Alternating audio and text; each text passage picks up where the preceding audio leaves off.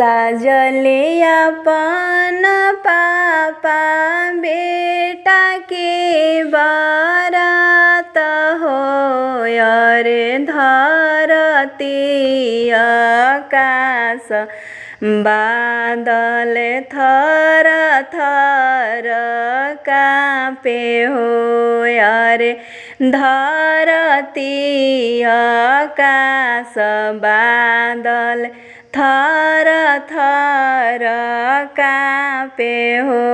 जब बरतिया बगैचा बीचे गइले हो, अरे बाग के सुगा सब खिलले आकाश हो, अरे बाग के सुगावा सब खिलले आकाश हो।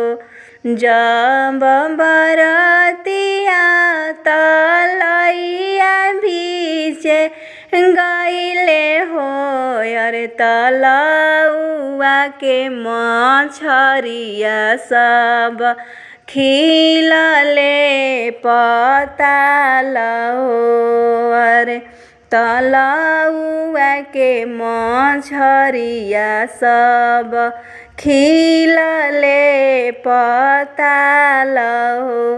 जब बरतिया दुआर बीचे गइले हो, अरे पापा बेटी के पापा हन लेके वाड़ हो, अरे पापा बेटी के पापा हन लेके वाड़ हो।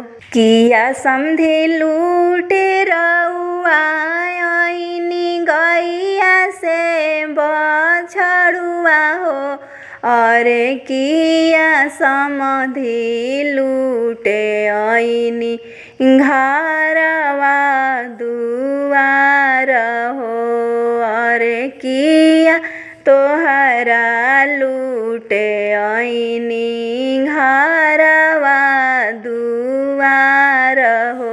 नहीं हम लूटब समधी गैया से बछड़ुआ हो, अरे नहीं हम लूटब समधी घर से दुआर हो, अरे नहीं हम लूटब समधी घर से दुआर हो।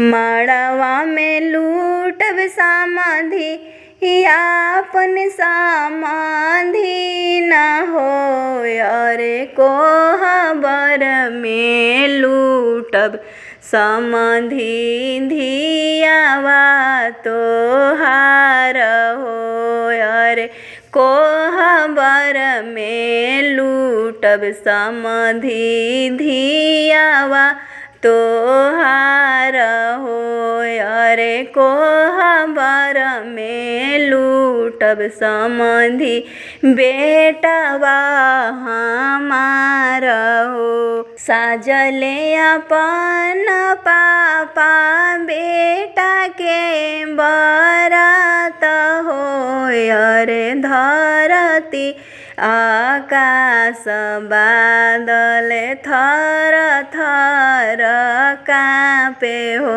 अरे धरती आकाश बादल थर थर काँपे हो।